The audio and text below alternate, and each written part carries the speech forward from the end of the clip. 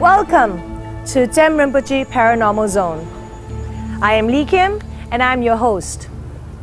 Look at where I am. This is Bangkok, somewhere in Bangkok. It's a beautiful day. It's just before sunset. And I'm going to tell you a story. What you will see here is a lot of beautiful homes. But before these homes were built, it was an empty land. A lot of land, but owned by one family. Somewhere along the line, as time passed, two brothers owned two pieces of land that is basically the two houses here. Now, then the rest of it is still owned by the original family. Today I'm going to tell you two stories. One story is over here by this tree, and another story is over there by this empty land that is now just filled with greens and plants and overgrown, and it's really kind of creepy. I went to look at it and I'm going to show you later. Yeah, it's really kind of creepy, so I kind of wanted to do my first location shooting in daylight. So what's going to happen is my friend Jinai has been in Bangkok for a while, and she has had some stories and experienced some sightings. And within 20 seconds, what she saw wasn't there anymore. She also knows of a lady whom apparently has a very, very sad history, and maybe even perhaps until now doesn't even know that she is dead. Interesting. Curious? Stay tuned.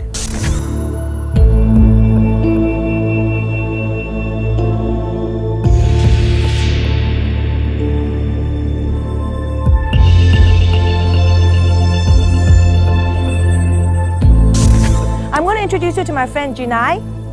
Jinai, where are you? Okay. Come. So, tell me, you've been in Bangkok for how long now? I've been in Bangkok for just over 2 months already. Okay, and some interesting things have happened? Yes, you could say interesting, yes. My skin right now is kind of having the goosebumps effect. I mean, I'm not hairy, thank God, or else you'd be like, you could gel my hair, you know. So, tell me a little bit. So you came about 2 months ago, and then you were kind of preparing the house and stuff like that? Yes, and while we were here, we heard some stories about a tree that was located on our neighbor's property. Right. Yes. What was the story you heard? The story that we heard was that there is an old lady spirit who actually lives in this tree, and that she has actually been on this land that all the houses are located on, and she has been here for a very long time already. Has anyone actually seen her? A few people who came with me have seen her or experienced sightings or got feelings that she's around. But we've also been told that she's harmless, and that she's just very lonely and just curious to see what we're doing, because when we first moved in, we were making quite a lot of noise because of all the renovations. And I can imagine you said that she has probably passed away many years ago, probably 10-20 years ago. Something like that. She's passed away for quite a while now, and from the stories that we've heard, the feeling that most of us get is that the spirit doesn't really know that she's dead, so she kind of walks and talks and moves and behaves like she's still alive. So your friend told you that the visualization or the visuals that he saw was basically like a middle-aged woman lady? Yes, she's middle-aged and apparently quite stout or a bit plump. She has dark hair that's about shoulder length, and she is she looks old and middle-aged. Yes. Right. Okay, so apparently she is lonely, and there's no one with her, because sometimes some of these sentient beings, they are with family, but she's apparently alone. And I think when she was here, it wasn't so developed. And I think with the developments, she has become perhaps disorientated and maybe even very curious. So that's how you think that her curiosity made her kind of be felt when you guys were around.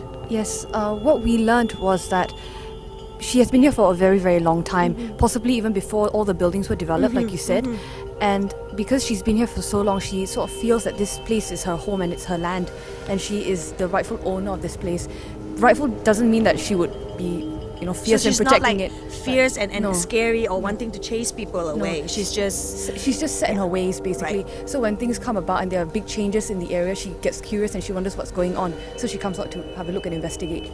so she's kind of caught in the past, Yes. and with all this happening, she doesn't realize because she's kind of caught in the past. So she's extremely curious. And let me stress again: she's not harmful. She's not hurt anyone. Yes, that's exactly it. She's not harmful at all. Yeah. So what has been happening? So given the fact that you don't know so much about the mysterious spirit world,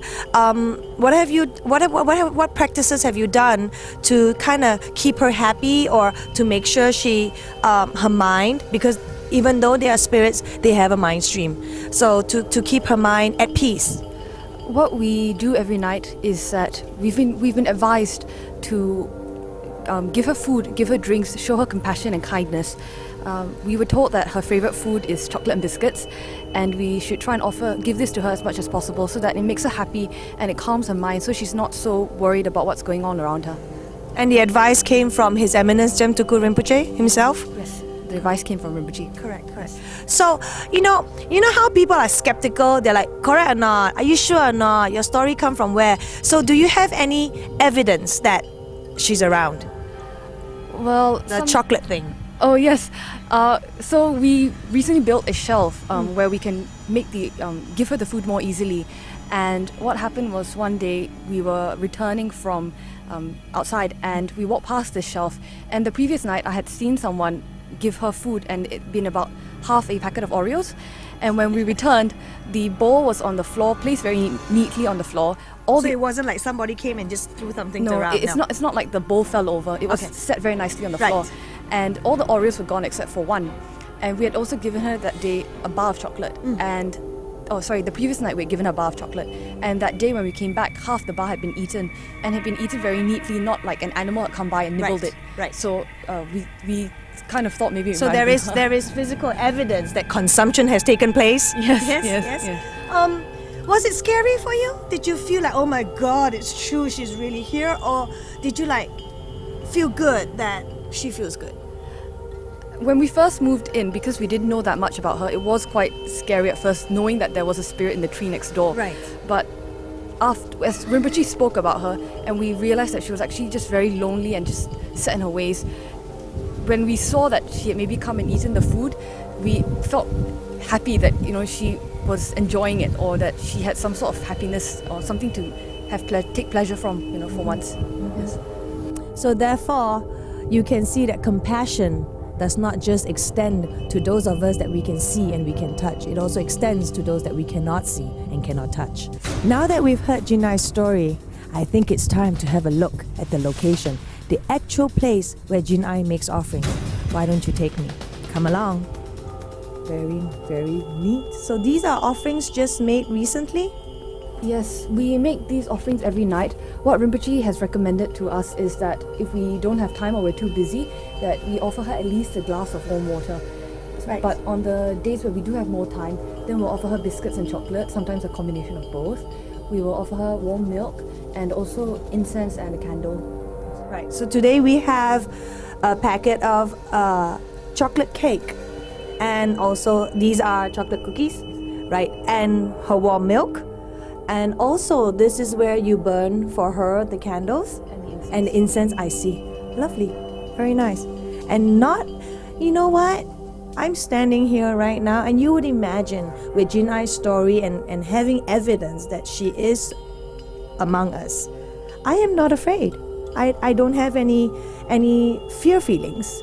I wonder how that is. But the truth is, there is no fear when the motivation is kindness and compassion. It just overcomes all fear.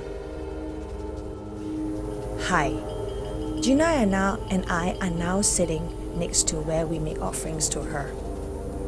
It's not that we want to sit here, but I'm going to show you something.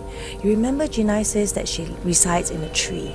Do you want to see that tree? It is a tree, right? Yeah, it's a tree, and it's located on our neighbor's property, Yeah. right next to the shelf where we make the offerings. Behind this wall.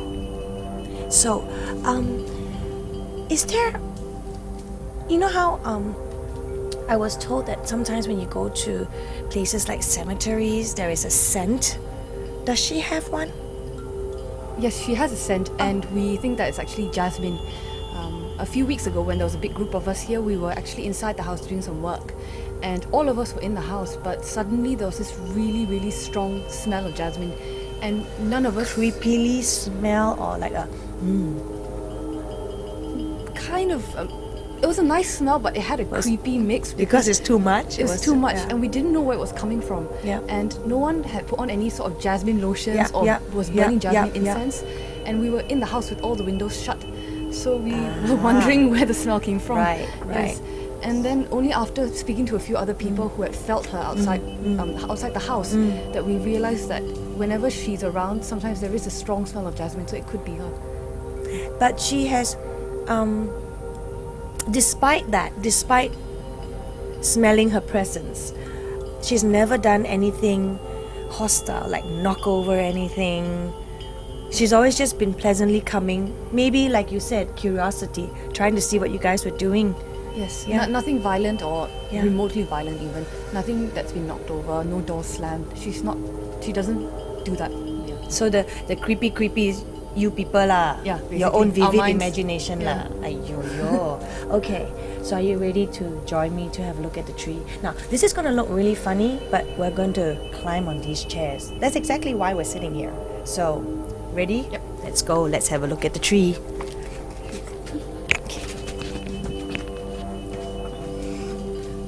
Oh, wow. That's the tree over there. And when we first moved to this house, Yes. it used to have colorful cloth wrapped Yes, all yes. around the base of the tree. And there were coconut offerings there, which was how we knew that there might be a spirit living in the tree. What is that practice about? Why the colored cloth? Was it prayer cloth or? It wasn't explained to us, but we think that it's an offering to the spirit that lives in the tree. Right. Okay. I'm standing near, I think, a very young jasmine tree. There is a smell. Pleasant, but I can imagine if it's a lot of that, it could be creepy. I am going to introduce you to a local, one who's Thai, and she's going to tell us a little bit about what the Thais believe in spirits. Come. Hi. So, tell me a little bit. Of course, if you're comfortable speaking in Thai, I don't understand, but I can handle it. Okay. Tell me, what do the Thais believe in when it comes to spirits? Okay, I will speak in Thai จริงๆแล้วคนไทยเชื่อว่าทุกที่ก็คือมีเจ้าที่เจ้าทางอยู่โดยเฉพาะต้นไม้แล้วก็ต้นไม้ที่ใหญ่ที่มีอายุสูงแล้วเนี่ยส่วนใหญ่จะมีนางไม้สิงสถิตอยู่เพราะฉะนั้นเนี่ยปกติเนี่ยคนแก่คนเฒ่าโบราณเนี่ยจะบอกลูกหลานว่าเวลาที่เราจะไปที่เที่ยวในป่าหรือว่าไปที่ไหนที่เราไม่รู้จักเนี่ยถ้าเราไปเจอต้นไม้ใหญ่ๆเราก็จะไม่ไปพูดจาดูถูกดูหมิ่นหรือว่าไปทำอะไรก็แล้วแต่ที่แสดงความไม่เคารพต่อสถานที่บริเวณนั้นโดยเฉพาะต้นไม้ซึ่งมีนางไม้สถิตอยู่ So they believe that trees, especially old trees, that the spirits do reside in the tree, right? Yeah. Do they make offerings to trees? Like earlier Jinai mentioned that when they had moved in, the trees were tied with very colorful kind of cloth and there were like some offering items. Can you tell us a little bit more about that, or did you already say that? จริงๆแล้วคนไทยเนี่ยเชื่อมากถ้าเกิดว่าลองอ่านข่าวประจำใช่ไหมจะเห็นข่าวหน้าหนึ่งขึ้นประจำเลยว่ามีคนไปขูดต้นไม้ต้นนู้นต้นนี้แล้วได้เลขมาหลังจากนั้นก็คือมีการเอาผ้าหลายสีไปถวายหรือว่าก่อนหน้านั้นเขาฝันเห็นอะไรเขาก็ไปถวายให้ซึ่งเป็นเรื่องปกติอย่างคนไทยเชื่อเรื่องนี้แล้วก็คือปฏิบัติกันเป็นระยะยาวนานแล้ว So now that you understand a little bit more about how Thais look at spirits and what they believe and the offerings that they do make in order to appease the spirits, I hope that helps you guys understand more. And so I just want to say ขอบคุณค่ะหวาน